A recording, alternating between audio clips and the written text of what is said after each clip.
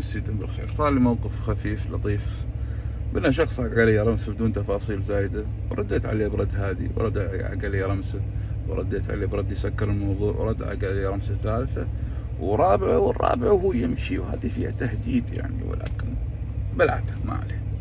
بتقول لي يا سعيد ما عليه، مسامح كريم.